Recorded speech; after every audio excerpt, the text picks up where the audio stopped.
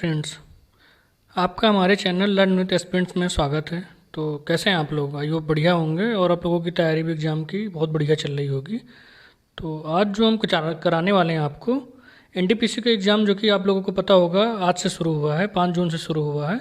उस एग्ज़ाम में आए हुए शिफ्ट के सारे क्वेश्चन, और यकीन मानिए ये सारे क्वेश्चन रियल और जेन्युइन हैं। ये क्वेश्चन सारे वहाँ से लिए गए हैं जो आपके एग्ज़ाम में आए हैं। तो ये वीडियो आपके लिए काफ़ी हेल्पफुल होने वाला है, और जिनका एग्ज़ाम आगे आने वाली शिफ्टों में है वो तो ये वीडियो को ज़रूर देख के जाएं, क्योंकि ये आपके आने वाले एग्ज़ाम के लिए काफ़ी हेल्पफुल रहेगा। इसमें हम कुछ एक्सपेक्टेड क्वेश्चन भी करेंगे और आए हुए क्वेश्चन का एनालिसिस भी करेंगे।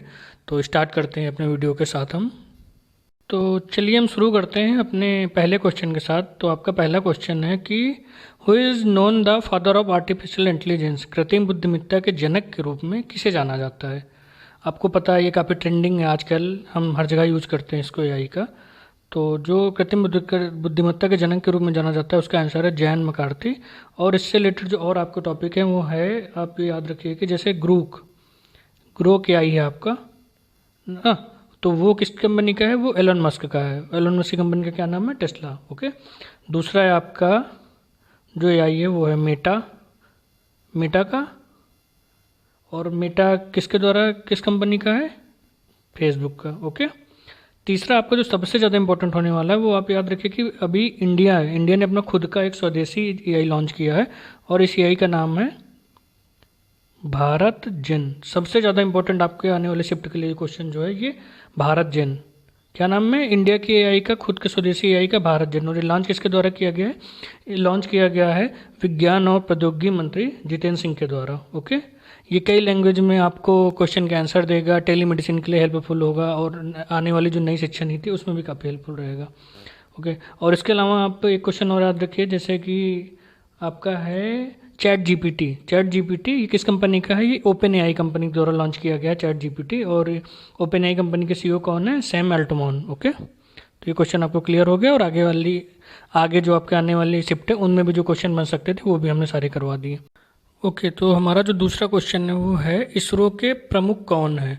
इसरो के प्रमुख हैं डॉक्टर वी नारायणन। कौन है? वी नारायणन। और अब जो आगे आपसे पूछा जा सकता है वो पूछा जा सकता है डीआरडीओ के चीफ कौन है आपके? डीआरडीओ के चीफ हैं आपके समीर वी कामत। नाम याद रखिएगा, डीआरडीओ के चीफ कौन है? समीर वी कामत। ओके। चलते हैं आज के थर्ड क्वेश्चन पे। थर्ड क्वेश्चन है आपका कि बाबरनामा, जिसे तुझके बाबरी के नाम से भी जाना जाता है, ये किसके द्वारा लिखी गई है? बाबरनामा किसके द्वारा लिखी गई है? तो ये देखिए, तुझके द्वारा। बाबरनामा आत्मकथा किसकी है? बाबर की।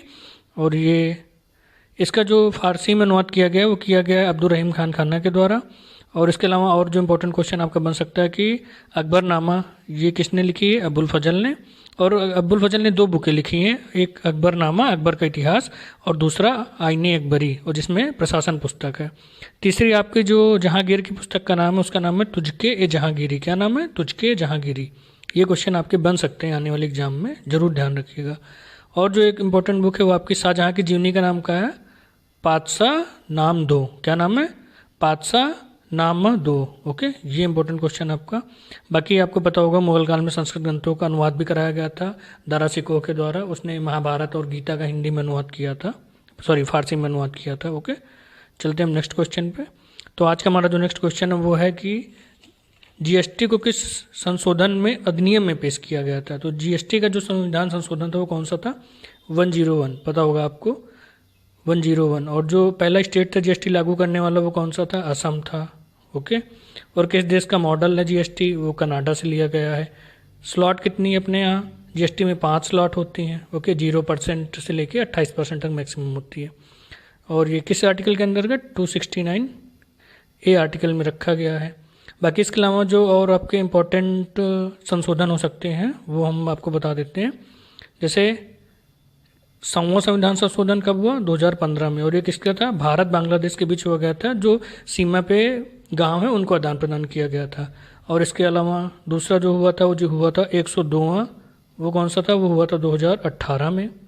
इसमें क्या हुआ था कि ओबीसी को एक संवैधानिक बॉडी बनाया गया था, राष्ट्रीय पिछड़ा वर्ग आयोग का गठन किया गया था, उसे एक संवैधानिक दर्जा दिया गया था। ओके। तीसरा जो आपका हुआ है वो हुआ 103, और ये कब हुआ? ये हुआ 2019 में। इसमें EWS का 10% रिजर्वेशन दिया जाता है, पता ही होगा आपको। इसके अलावा जो इम्पोर्टेंट है वो 104वां कब हुआ था? 2020 में, सॉरी। इसमें क्या था कि SC और ST की जो सीटें हैं विधानसभा और लोकसभा में, उन्हें 10 वर्ष इंक्रीज किया जाता है। और सबसे इंपॉर्टेंट चीज़ जिसमें हुई थी कि इसमें जो एंग्लो इंडियन की सीटें होती थी आपके विधानसभा में, राज्यसभा में, वो सीटें समाप्त कर दी गई हैं इस संशोधन के द्वारा। कौन सा संविधान संशोधन था? 104वां। Okay, clear. चलते हैं नेक्स्ट क्वेश्चन पे। नेक्स्ट क्वेश्चन है हमारा संविधान का अनुच्छेद 32 क्या है? संविधान का अनुच्छेद 32 क्या है? ये बहुत ही ज़्यादा इंपॉर्टेंट आपका आर्टिकल है। संविधान का अनुच्छेद 32 क्या है? ये आपके जो मौलिक अधिकार हैं उनका जब हनन होता है तब ये अधिकार आपको दिया जाता है कि आप उनके, जब मौलिक अधिकारों का हनन हो रहा है तब आप उस पर रिट दायर कर सकते हैं। किसके अंतर्गत? संविधान का अनुच्छेद 32 के तहत। और इसको डॉक्टर भीमराव अम्बेडकर ने संविधान की आत्मा भी कहा है। ओके, इसके अलावा जो इंपॉर्टेंट आर्टिकल आपको आगे लगाए गए हैं, जैसे इंपॉर्टेंट इसमें से मान लीजिए आपका है आर्टिकल 40 ग्राम पंचायत का गठन। ओके, आर्टिकल 52 भारत का राष्ट्रपति। आर्टिकल 51 क्या बाद में जोड़ा गया? मूल कर्तव्य। इसके अलावा आर्टिकल 19 प्रेस की स्वतंत्रता। और इंपॉर्टेंट जैसे हैं इंपॉर्टेंट अनुच्छेद 80 राज्यसभा का गठन। ओके, और अनुच्छेद 74 भारत के प्रधानमंत्री। ये आगे आपके लगाए गए हैं, ये आप देख लीजिएगा वीडियो में पूरा। PDF भी मिल जाएगी आपको इसी के साथ साथ, उसमें भी आप देख लीजिएगा। चलते हैं नेक्स्ट क्वेश्चन पे। तो हमारा नेक्स्ट क्वेश्चन है ओपेनहाइमर के निर्देशक कौन है? इस ओपेनहाइमर जो ये मूवी बनाई गई थी और इसके निर्देशक हैं क्रिस्टोफर नोलन।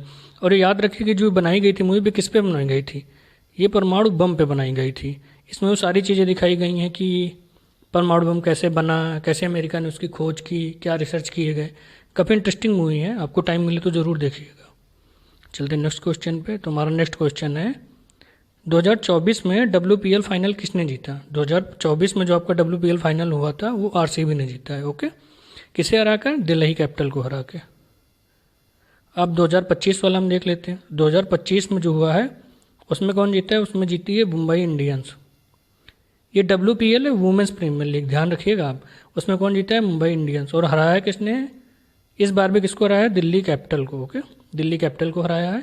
और इसमें जो इंपॉर्टेंट फैक्ट आपको 2025 वाले में है वो सबसे ज़्यादा रन किसने बनाए हैं? तो सबसे ज़्यादा रन बनाए हैं नट स्कैवियर ब्रूट ने। किसने? नट स्कैवियर ब्रूट ने। ओके, मोस्ट रन है ये। और सबसे ज़्यादा विकेट किसने लिए? विकेट की बात की जाए तो विकेट किसने लिए हैं? ये लिए हैं एमिलिया केयर ने। किसने? एमिलिया केयर ने मैक्सिमम विकेट लिए। ओके, तो इंपॉर्टेंट चीज़ें आपको क्लियर हो गई। अब चलते हैं आगे के क्वेश्चन पे। आगे क्वेश्चन है भारत में अनुसंधान एवं विकास बजट का प्रतिशत कितना है? ये क्वेश्चन आपका देखिए बहुत ही डिफिकल्ट क्वेश्चन मुझे लगा, जो शायद नॉर्मल बच्चों से नहीं होने वाला था। GDP का 0.64%। ओके, तो आप बजट भी एक बार जरूर देख लीजिएगा क्योंकि बजट से क्वेश्चन आ रहे हैं आपके। चलते हैं नेक्स्ट क्वेश्चन पे। तुम्हारा नेक्स्ट क्वेश्चन है HTTP का फुल फॉर्म क्या होता है? HTTP का फुल फॉर्म होता है हाइपर टेक्स्ट ट्रांसफर प्रोटोकॉल। और इसके अलावा जो आपका इंपॉर्टेंट बन सकता है वो क्या है, वो देखते हैं। वो है इसके अलावा इंपॉर्टेंट जो आपका बन सकता है HTML। इसका फुल फॉर्म क्या होता है? Hyper text markup language. क्या होता है? हाइपर टेक्स्ट मार्कअप लैंग्वेज क्या होता है? ये देखिए, HTT stand for hyper text transfer protocol. HTML stand for hyper text markup language. इस standard markup language use in create web page. HTML का यूज कहाँ किया जाता है? वेब पेज बनाने के लिए। दूसरा HTTPS stand for hyper text transfer protocol. HTTPS ये इंपॉर्टेंट है, इसका फुल फॉर्म क्या होता है? Hyper text transfer protocol secure. Okay, तो अब चलते हैं नेक्स्ट क्वेश्चन। हमारा जो आया था आज वो था what is the pH value of toilet? जो मानव मूत्र होता है उसकी pH वैल्यू क्या होती है? जो मानव मूत्र की pH वैल्यू क्या होती है? होती है 6। ओके, और इम्पोर्टेंट जो आपके pH वैल्यू हैं वो हम देख लेते हैं, जैसे pH 6 या pH 7 सॉरी ये दिया गया है, शुद्ध जल का होता है। और pH मान जिनका 7 से कम होता है वो अम्लीय होते हैं, और जिनका 7 से ज़्यादा होता है वो क्षारीय होते हैं, बेसिक होते हैं। ये तो नॉलेज आपको पता ही होगा। इसके अलावा जो मानव रक्त का pH होता है ह्यूमन ब्लड का वो 7.4 होता है, और जो 7.35 से 7.45 के बीच वेरी करता है। ओके, तो अगर आपको ये ऑप्शन भी मिले तो ये भी आपका सही हो सकता है। इसके अलावा जो आपकी स्किन होती है वो उसकी pH वैल्यू कितनी होती है? 5.5। और अभी आपने देखा है कि मानव मूत्र की पीएच वैल्यू कितनी होती है, 4.5 से 7.8 के बीच। तो ओके, 6 था आपका आंसर। और सार्वजनिक पेयजल जो होता है, सार्वजनिक पेयजल का पीएच मान कितना होता है, 6.5 से 8 के बीच रखने की सिफारिश करता है। ओके, तो ये आपके क्लियर हो गए सारे। अब चलते हैं आगे वाले क्वेश्चन पे। हमारा नेक्स्ट क्वेश्चन है पीएम जन मान योजना रिलेटेड टू। ये पीएम जन मान योजना जो है ये जो होते हैं आपके जनजातीय समूह उनसे रिलेटेड है। तो आपके जनजातीय समूह में क्या क्या विकास करने हैं, क्या क्या योजनाएं बनानी हैं, इन सब चीज़ों का जो उल्लेख मिलता है किसमें मिलता है, पीएम जन मान योजना में। ओके, और इसमें आप याद रखिएगा सबसे इंपॉर्टेंट चीज़ जो है, इसमें 9 मंत्रालय हैं आपके। ये मान लीजिए अभी तक की सबसे बड़ी योजना होगी जिसमें मैक्सिमम मंत्रालय। कितने मंत्रालय, 9 मंत्रालय हैं और 11 कार्य प्रणाली हैं, मतलब 11 इसमें कार्य प्रणालियाँ हैं काम करने के लिए। ओके, और किस किस सेक्टर को टच करता है, ये आपका आवास, पेयजल, स्वास्थ्य, शिक्षा, सड़क और दूरसंचार और आजीविका रोजगार। तो कितने आपके सेक्टर हुए, 6 सेक्टर में। 9 मंत्रालय, 11 कार्य प्रणाली, 6 सेक्टर, आवास, पेयजल, स्वास्थ्य, शिक्षा, सड़क, दूरसंचार, आजीविका, रोजगार। ओके, 2023 से 2025-26 तक का जो बजट था इसका वो था 24,104 करोड़। ओके, ये बजट था आपका इस योजना का। अब चलते हैं नेक्स्ट क्वेश्चन पे। तो नेक्स्ट क्वेश्चन हमारा, on the gender equality index India stand at the rank of 108। Okay, gender equality index जो है इसमें इंडिया की रैंक कितनी, 108। और इसके अलावा जो आपके इंपॉर्टेंट इंडेक्स हैं जैसे world press freedom index, okay, human development index, और आपका global watch time index, world fire power index जिसमें भारत की रैंक 4 है, और वर्ल्ड क्लाइमेट इंडेक्स जिसमें भारत की रैंक 10वीं है, और उसके अलावा हेनले पासपोर्ट इंडेक्स जिसमें भारत की रैंक 85 है। ओके, चलते हैं नेक्स्ट क्वेश्चन पे। आगे का हमारा क्वेश्चन है, the appointment of a governor in India is outlined in article 155। आपका जो गवर्नर अपॉइंट किया जाता है भारत में, राज्यपाल, ये किस आर्टिकल के अंतर्गत आता है, 155, और इसको अपॉइंट कौन करता है, राष्ट्रपति। ओके, ये क्वेश्चन आपके इंग्लिश में मिले हमें, तो हम इंग्लिश में इनका एक्सप्लेनेशन करवा रहे हैं और हिंदी में मैं आपको समझा रहे हैं, तो आपको कोई परेशानी नहीं होनी चाहिए इन चीज़ों से। चलते हैं नेक्स्ट क्वेश्चन पे। तो नेक्स्ट क्वेश्चन है हमारा, the province of Gupta empire known as. Province of Gupta empire जो किस नाम से जाना जाता था, वो नाम से जाना जाता था भुक्तीस। ओके, अब आप गुप्ता के अलावा क्या पढ़ सकते हैं, गुप्ता के अलावा जैसे मौर्य पढ़ सकते हैं और नंद पढ़ सकते हैं। ओके, और जो इम्पोर्टेंट आपके मतलब एंशिएंट हिस्ट्री में जो भी आपके इंपॉर्टेंट वंश आए हैं उनको एक बार डायनेस्टी को जरूर देख लीजिएगा। आगे का क्वेश्चन है, Jharkhand CM is related to which party. देखिए क्वेश्चन आपको थोड़ा सा घुमा के पीछे गया कि झारखंड के जो सीएम है वो किस पार्टी से है, वो हेमंत सोरेन है और इनकी पार्टी का नाम क्या था, झारखंड मुक्ति मोर्चा पार्टी। ओके, अगला क्वेश्चन आपका, the Sabarmati river originates in the Aravalli hills in Rajasthan. Sabarmati river कहाँ से आपकी ऑर्गेनेट्स होती है, अरावली हिल्स में। दो इंपॉर्टेंट बने, अरावली हिल्स और कहाँ पे, राजस्थान से। ओके, तो अब पूरे पेपर के एक बार देख लेते हैं कैसा आया पेपर। जैसे पेपर की बात की जाए तो मैथ सेक्शन से आपके, मैथ सेक्शन से सिंप्लीफिकेशन के 3 क्वेश्चन, एवरेज के 2 क्वेश्चन, CISI के 2 क्वेश्चन, टाइम एंड वर्क के 2 क्वेश्चन, मेंसुरेशन का 1 क्वेश्चन। ओके, इसके अलावा आपके परसेंटेज से 1 क्वेश्चन शायद बना था, अभी जहाँ तक हमें पता है 1 ही क्वेश्चन बना था। प्रॉफिट एंड लॉस से क्वेश्चन काफ़ी बन रहा है इस बार, 3 क्वेश्चन, और स्टैटिक्स से 3 क्वेश्चन। नंबर सिस्टम की बात की जाए तो 1 से 2 क्वेश्चन, हाइट एंड डिस्टेंस से 1 क्वेश्चन, और APCP टेक्नोमेंट्री। इस बार इंपॉर्टेंट ये लगा कि टेक्नोमेंट्री से आपके क्वेश्चन ज़्यादा बन नहीं रहे, शायद ये 1 आध क्वेश्चन आया हो, नहीं टेक्नोमेंट्री से आपके ज़्यादा क्वेश्चन नहीं बन रहा है। अलजेब्रा से आपके 2 क्वेश्चन आ रहे हैं। ओके, नेक्स्ट जो चीज़ें हैं वो जैसे रीजनिंग सेक्शन की बात करें तो रीजनिंग सेक्शन में कोडिंग डिकोडिंग आप जरूर एक बार रिवीजन कर लीजिएगा। सीरीज से मैक्सिमम क्वेश्चन आए हैं, 4 क्वेश्चन आए हैं। ब्लड रिलेशन से 2 क्वेश्चन आए हैं, सिटिंग अरेंजमेंट से आए हैं, एनोलॉजी से 2 क्वेश्चन आए हैं, मिरर इमेज से 2 क्वेश्चन आए हैं। तो वर्बल और नॉन वर्बल, रीजनिंग में वर्बल नॉन वर्बल दोनों का लगभग इक्वल ही रेशियो है, लेकिन ये क्वेश्चन जरूर आप देख लीजिएगा जो इसमें दिए गए। और जीके सेक्शन की बात की जाए तो करंट अफेयर जुलाई, आप ये मान के चलिए 1 ईयर का पूरा करंट अफेयर फोकस कर रहा है, और स्पेशली 1 ईयर क्या, ये देखिए कि जो लगभग 4-5 महीने पहले का करंट अफेयर है, मतलब ये जुलाई से दिसंबर तक का 25 का 24 का करंट अफेयर है, सॉरी 2024 का जो करंट अफेयर है, कहाँ से कहाँ तक का, जुलाई से दिसंबर तक का, ये ज़रूर आप एक बार देख लीजिएगा। मतलब लेटेस्ट करंट अफेयर के क्वेश्चन कम ही पूछे जा रहे हैं। और स्पोर्ट्स से इंपॉर्टेंट जो क्वेश्चन है स्टैटिक जीके से, वो 8 से 9 क्वेश्चन लगभग बन रहे हैं। इसके अलावा पॉलिटी में आपका इंपॉर्टेंट सेगमेंट क्या है, आर्टिकल्स देखना है।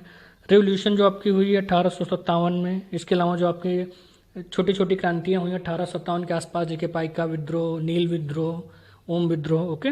इसके अलावा पॉलिटिकल साइंस से क्वेश्चन बन रहे हैं। प्लानिंग कमीशन से 1 से 2 क्वेश्चन बन रहे हैं। कंप्यूटर के क्वेश्चन आ रहे हैं, कंप्यूटर से आप फुल फॉर्म जरूर देख के जाइएगा, आप मैक्सिमम फुल फॉर्म पूछे जा रहे हैं आपके, ओके। ओवरऑल अगर बात की जाए तो जो मैथ्स और रीजनिंग है ये आपका,